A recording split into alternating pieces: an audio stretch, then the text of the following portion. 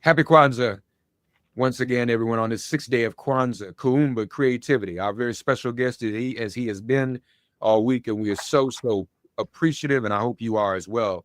We couldn't have a more qualified person to speak of Kwanzaa than this one. He is the professor and chair at the Department of Africana Studies at Cal State University, Long Beach, the chair of the organization US and the National Association of Kawaida organizations. He's executive director of the African American Cultural Center and the Kawaida Institute of PanAfrican Studies, co-chair of the Black Community Clergy and Labor Alliance.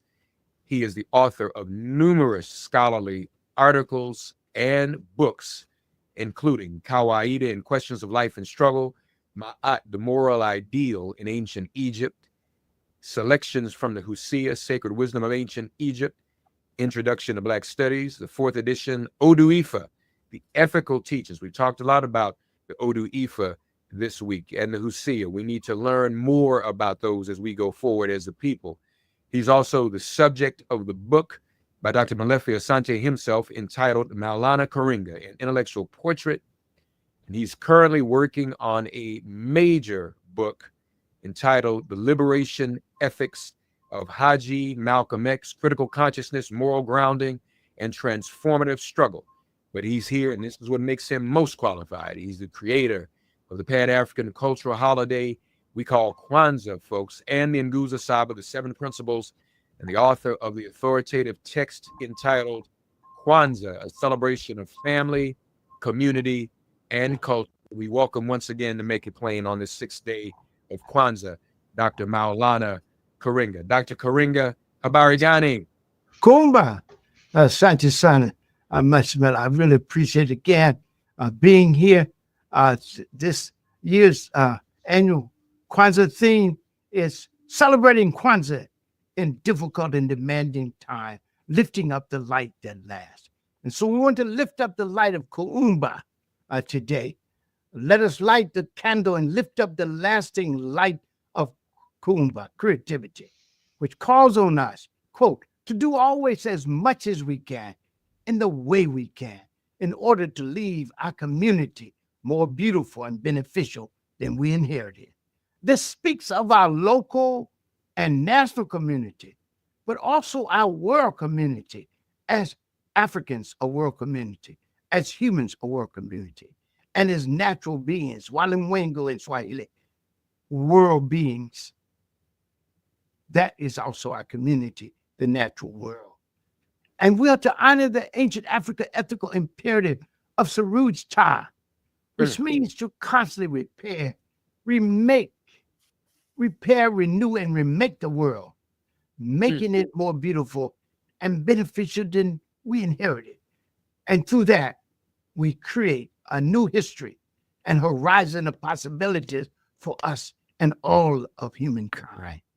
In this principle and practice, we reaffirm this ancient African ethical commitment of Suruj Ta, which means to raise up what is in ruins, to repair what is damaged, to rejoin what is separated, to replenish what is depleted, to set right what is wrong, to strengthen what is weakened, and to make flourish that which is fragile and undeveloped. It is a moral commitment for our ancestors to the principle and practice of Ma'at. Ma'at means right and good in the world. It was a moral idea of ancient Egypt, the practice of truth. When we say the cardinal virtues that I introduced in the 80s, the cardinal virtues of Ma'at, which is truth, justice, propriety, harmony, balance, reciprocity, and righteous order. Our ancestors taught that often Ma'at, goodness and rightness, is replaced by Isfet, the opposite, and that this damages the world and all in it. And therefore, we are morally obligated to constantly repair and transform the world, making it more beautiful and beneficial than we inherited. Therefore, Suruj Ta calls on us again to raise up what is in ruin, to repair what is damaged, to rejoin what is severed, to replenish what is depleted, to strengthen what is weakened, and to set right what is wrong, and finally, to make flourish that which is fragile and undeveloped. Certainly the world is ruined by war, damaged by unfreedom, exploitation, and oppression, and now recently by genocide in our time in Palestine. It's depleted by the reckless and relentless consumption and exploitation of resources.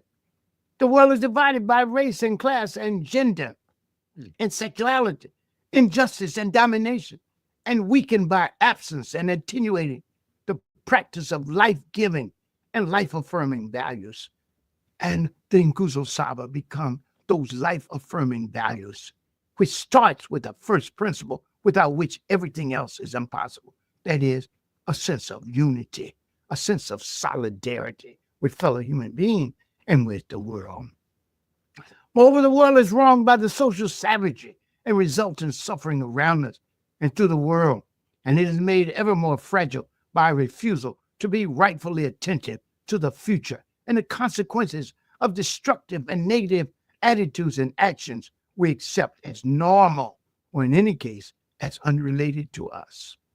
The principle of Kuumba speaks in a larger sense, not only to our always striving to make our own community constantly better and more beautiful and beneficial, but again, I repeat, the whole world. This Kwanzaa, as always, we must constantly put forth the possibility of healing, repairing, renewing, and remaking the world, making it more beautiful and beneficial than we inherited. This we do in the spirit of the ancient concept that we have a filial obligation to care for the world, to take care of the world, and we're supposed to take care of everything in it. Inherent in this call is a call, however, to heal ourselves, to repair ourselves, right? We must repair ourselves, we say, renew, repair, and remake ourselves in the process and practice of repairing, renewing, and remaking the world. And this is the real meaning for me and our group of reparations. It's not only about receiving financial reward and monies owed us from the Holocaust of enslavement, for the savagery of segregation, and from ongoing systemic racism, right? That requires radical repairing, though, also of ourselves, right? And that has to be us. We have to repair ourselves. And so I say it's important to remember this fundamental concept of Suruj Ta, to heal, to heal, repair, renew, and remake ourselves in the process and practice of renewing, repairing, renewing, and remaking the world that injures us in its current form, a form of domination, deprivation, and degradation by the powerful. This teaching is rooted in the ethical teachings of our ancestors, that we constantly injure ourselves, each other, and the world as a whole, not only by what we do wrong, but also by what we fail to do right. Think about it. Not only we didn't do it, but we watched it happen and didn't do anything about it, right? That's an injury. That's an injury to us and the world. We have an obligation to intervene when we see evil, injustice, and oppression that exists. Moreover, the damage we do to each other in the world, like the good we do to and for ourselves. It's important. We must, in fact, realize we're not just doing good by living. We're doing good by making the conditions and capacity for a good life for everyone and for the well-being of the world. And we know that if we do bad, there are consequences. And if we do good, there are consequences. The Odu said, anyone who does good does it for themselves, and anyone who does evil does it to themselves. Anyone who does good does it for themselves, and anyone who does evil does it to themselves. So watch the consequences of what we do. We do damage to the world and to ourselves and to each other in bad ways. We do damage when we fail to follow the best of our ethical and spiritual teachings, and instead use religion to disrespect and impose on others, to justify unjust war, to seize and occupy other people's land, and to claim a special religious and racial status above and beyond all other people in the world. We do damage to the world when we turn a blind eye to injustice, a deaf ear to truth, and an uncaring heart away from the suffering and pain around us and throughout the world. We do damage to the world when we make material gain the measure of our thing, when we pollute, plunder, and deplete, and destroy the environment, and undermine the basis of life on earth, and when we act in ways that dim and diminish the future of coming generations. Our ancestors, the ancient Egyptians, taught we must think of eternity and plan for the future for those who will come after us. We must leave a legacy. Indeed, the ancient teacher said, we must leave a legacy good. The Hussein says, be able to say, I did good for my community. I spoke truth. I did justice. I gave food to the hungry, water to the thirsty, and clothes to the naked. For I knew the value of doing good. It would be a storehouse for the generations that came after us. And Queen Hatshepsut, Pharaoh Hatshepsut said, I added to what was formerly done, for I wanted to be said by those who come after. How beautiful is that which happened because of her. Let us all be able to say, I've done good here. And may other people say about what you've done. How beautiful is this, what happened because of them. In conclusion, then, grounded in these 7 principles and practices, as I've said before, we can build a new future. Really, we can. We can weather the worst of winters, disperse and drive away darkness, and lift up the light that lasts of shared and inclusive good in the world. Indeed, if we read and believe the sacred narratives, the written and oral and living practice texts of our ancestors, Nana Howard Thurman, Nana Gwen Brooks, and Nana Nanny Barrows, as well as our people as a whole, this sacred history of our people as a whole, we are assured that there is no winter we cannot weather, no storm we cannot ride out or remain intact, no whirlwind we cannot conduct our blooming in, and no impossible situation that will enfeeble or falsify our claim that we as a people specialize in the whole impossible. So continue to struggle, keep the faith, and hold the line. It is our Kwanzaa. Happy Kwanzaa. Habari Gani, Kuumba. And folks, what we light the last of the red candles today for creativity. Dr. Karenga brought up reparations, and I'm so touched by that. That is so meaningful, as just this year we said goodbye to the last author of H.R. 40, who believed as we do that reparations is not just about a check. Mm-hmm. Sheila Jackson Lee, Nana Sheila Jackson Lee. Mm-hmm.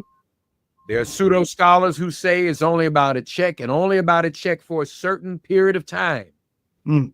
Clearly, even those who believe that are in need of repair. It goes far beyond that. So that is the beauty of our creativity. We can believe in ourselves and rely upon our creativity. You have it. We all have it. Every moment, an idea comes to you about how to make our condition better. You are practicing Kuumba. Every time an idea comes to you how to improve the condition of where you live and what surrounds us, you are practicing Kuumba. So this is so important to remember. We're thankful today. Tomorrow, the last day of Kwanzaa, the 7th day, Imani Faith. Don't miss it. With the creator of Kwanzaa, our very special guest, Dr. Maulana Karenga. See you tomorrow, folks. Everybody, happy Kwanzaa. All right.